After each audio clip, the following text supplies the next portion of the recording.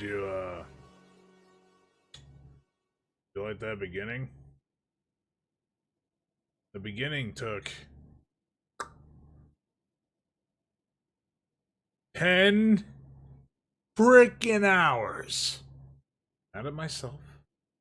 It's completely okay. Anyways, greetings, Guardians. Welcome to a brand new video, and this one, I basically saw what you guys took from my Warmind. How come every time I record, everything wants to make a noise, but then when I want to not hit the record button, it's just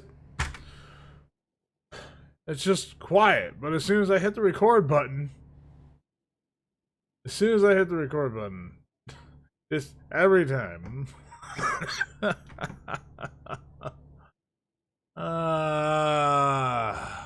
Sometimes I hate society.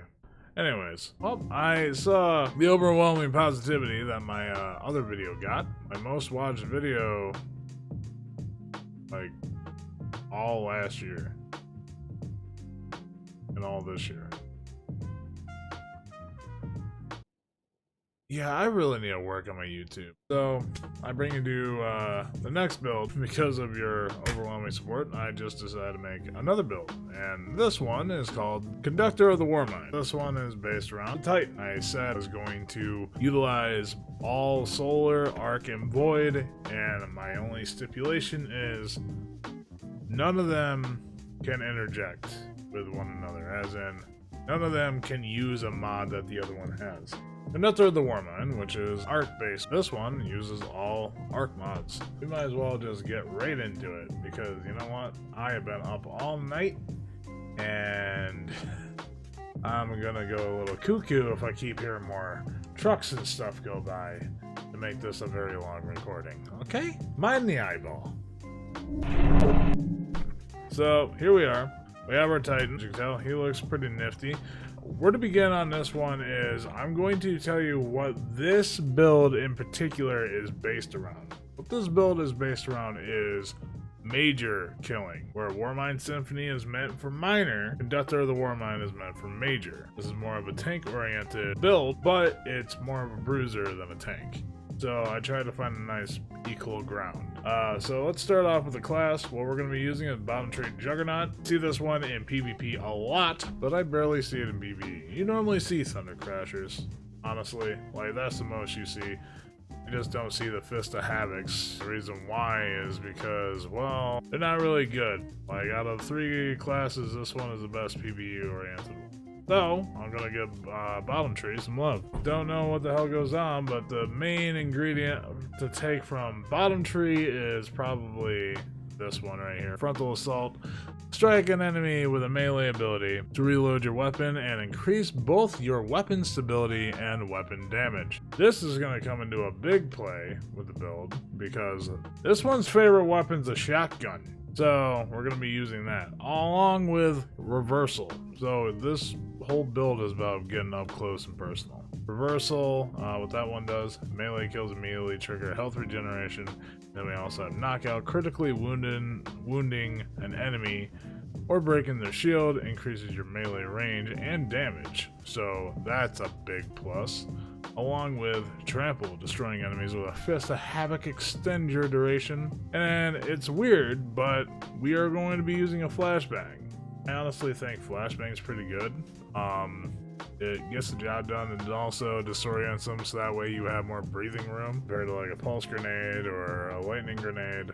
I cannot get the lightning grenade to work. I tried. I was gonna use Rally Barricade, but then I was like, yeah, you know what, Tower Barricade. I think that one makes way more sense. Now, let's get to the weaponry. I picked this up from Zur 2 weeks ago. 7 Seraph Carbine, basically our primary workhorse killer. It's, you know, chamber compensator, armor piercing rounds, which is the big factor in why I wanted this, really. Auto-loading holster, which is always good, and also Vorpal weapon, which is definitely neat if we run out of ammo and all of our other stuff when we're trying to go majors. They just do more damage. to them, which is really great. We are a Warmind build, so we need to make Warmind cells. 7 Seraph Carbine, pretty good on its own. Put on high caliber rounds, but in reality, high caliber rounds and armor piercing rounds are the same thing. But armor piercing rounds are like my favorite round. Reason being is because one bullet can go through multiple enemies, and if one bullet can go through multiple enemies, that means that has multiple chances for you to get Warmind cells. Yeah, we kind of need that for our build. So going from there, obviously we have another one. We're basically running shotgun. And this is our major killer. This one is not the role that I wish I had. A trench barrel. This will work beautifully with reversal, and it makes this weapon do a lot. I mean, a lot of damage. I was actually thinking about... Oh yeah, I could just change that to assault mag. Probably assault mag for this. I think I was using it in PvP, and that's why I had accurized rounds on. So that was a foolish me, I guess. So yeah, trench barrel is like a big part of it because, you know, every 3 hits. So basically just every 3 hits, you, after a melee, you just do a crap ton of damage. And then anarchy of all things. But we don't use anarchy for the bosses because you would assume that. Using it for traps, as in we're just making electric fences. We're shooting it on the ground, we're not actually shooting it at enemies, we're shooting it on the ground. That way, we have a higher chance of making Warmind cells because a nifty little trick with anarchy or just weapons like that. If it's a weapon that like plants, you can have this out, you pop them, you make the fence, and then you switch over to your 7 Seraph stuff. The electricity that the anarchies give count as 7 Seraph kills when you have one in your hand. The game counts it that way. I'm not complaining. I think that's something that's definitely needed. Ikelos series is like all we have left. This is all I got for 7 Seraph, and I find 7 Seraph to be a lot better than Ikelos. Even though you could try an Ikelos rapid fire, I find this one to be more reliable. That's just me though. Now, I guess we'll go over to the armor. The armor is all arc. For the head, we have sheltering energy, which collecting Warmind cells grants you an overshield, and this overshield is pretty neat. It's actually like really good. It's an overshield that lasts for 20 seconds, and also it resets every time you pick up a Warmind cell. But the cool thing is that the overshield doesn't break. It just regenerates. So it's like a second health bar. So that's really, really good. This helps with your survivability, being that you're up in the front lines. We have hands-on because hands-on is just a good one. Then we got shotgun ammo finder because we use our shotgun a lot more than we actually use our assault rifle or our grenade launcher. For the exotic, it's actually ACD feedback fence. It's a very rare one to see. Like I have never seen a Titan use ACD feedback fence other than PvP. And even if like I see that I get killed with ACD feedback, I'm just gonna call it feedback fence. Jesus, I hate this first part. It sucks. I got killed with feedback fence in Crucible, but I honestly think it was because of Doom Marchers, because when Doom Marchers killed you, it was with feedback fence, so, you know, it's weird. Anyways, the cool thing about these is Fury Conductor. Melee hits build energy. Being struck by a melee attack reduces incoming damage and unleashes the energy in a devastating explosion. That is definitely very good to us because that means anything that hits us with a melee will make us do a pulse. There's no cooldown on it, so you can do multiple pulses, so that means you are just a walking AoE pulse grenade. So it's really good. The Warmind cell on this one here is Modular Lightning. Collecting a Warmind cell creates a burst of chaining arc energy around you. That means you have the Doom Marcher effect. Every time I collect a Warmind cell, chain lightning to everybody around me, and it's endless until it runs out of bodies to connect to. We got our chest piece, Chosen of the Warmind. Collecting or destroying a Warmind cell creates a concussive blast that pushes enemies back. This is definitely going to give you some breathing room that you need, and on top of that, this will also work with your chain lightning, so the ones that you push away from you, they start chaining off, and you have more of a chance to just chain more things with lightning. That's definitely really, really, really cool. Now we go down to our legs. We got Shotgun Scavenger, Vigoration, Blessing of Rasputin. Blessing of Rasputin is a very simple one. We collect the Warmind cells, Final Blows with Seraph weapon, you have a higher chance to get another Warmind cell. Everything works out well. You can chain Warmind cell after Warmind cell after Warmind cell and just be a walking taser bomb, which is pretty cool. And then on our armor, here is why I say you don't have to worry about strength. Even though it says we have a 53 strength, this means nothing to this build. And this is why right here. Strength of Rasputin. Collecting a Warmind cell grants you melee energy. And it's not a little. It's a lot. As in, every time I collect a Warmind cell, I gain 75% of my melee energy. What's that mean? That means, basically, I only need 2 Warmind cells to gain max energy. That way I can just proc this. And if everything goes right, frontal assault, I'm never going to have to actually reload because I just have to punch. Really cool. There's a lot of synergy here. And yeah, that's basically the build. Now, I should probably show it off, but I do want to give you guys a disclaimer. I don't really know how to play a Titan. Like a Titan. Obviously, a Titan main would be way better at this build than me.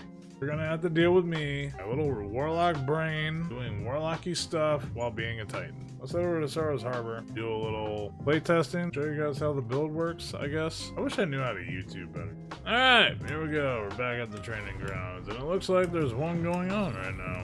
So, how you start off, boom, boom, boom. You just make a little gate, and there it is. See? So touch the taser with the Warmind cell. The cool thing about this, apparently, with Cursed Thrall, because this also does it with Doom Marchers. If you get the Chain Lightning effect, it will actually miss Cursed Thrall, which is really good. So that means you can never actually accidentally kill somebody. Things moving too fast, you just throw your grenade, smack him. So you can normally kill these guys in, honestly, a full clip. Which is, it doesn't seem like a lot, but it seems pretty big to me. Compared to like what I'm normally like used to, it just seems like a lot. Ogres are your favorite. I don't know why, this build just loves beating the crap out of ogres. Cool thing is, with the super, you can actually bully some enemies depending on who they are. You can actually just move them and like really just not care about it. Like this guy, it's just like, yeah, bye. I don't care. So it gives you crap, and the cool thing is, even in your super, you still stun him because of your feedback fence. That's a very neat thing about feedback fence, is the fact that it will actually stun them and like stagger them. And see, we got a lot of our melee back. Then we just make a line. And depending on what weapon, like say, you know, Anarchy needs to reload, I just punch this guy. Make a new barricade. Gonna hit this guy. And boom, he's dead. You play your cards right, you're never gonna have to actually melee because you just punch things. There you go, you're back to full again. As long as you play your cards right, you should be good. Anything I'm missing? I honestly don't think so. Maybe I am. Hell, I'm not a Titan main. I think Titan mains are gonna have a hoot with this build, especially if, did I just say a hoot? What the hell is wrong with me? They're gonna have a hell of a time with this build, especially if they play with the other classes. Especially Warmind Symphony, it would feel like a god. I'm not gonna lie. But yeah, that's it. So I basically want to say thank you guys so much for all the support. I didn't expect my video to get that much traction, and I really want to get even more traction with this video, even though it's not going to be as long and it's not going to be as in-depth as my Warlock video. I want to basically, you know, just, I want to grow really bad. So I actually wanted to put a like goal on this one. If we can get 35 likes, I will make the next video for the Hunter, which I already have a name for that build. Other than that, I want to say, I appreciate you guys just wanting to learn the builds and wanted to see the builds and wanted to see more. If you haven't already, and if you want to, like, comment, and subscribe. And if you really want to help out the channel, pass the video around. See how far it can go. Missed my video from last time because you're a newcomer. It'll be at the end of this video. I'm tired, I'm sick, and I haven't slept yet. So, appreciate all of you. Yeah, see you guys in the next video. Bye-bye. Bye.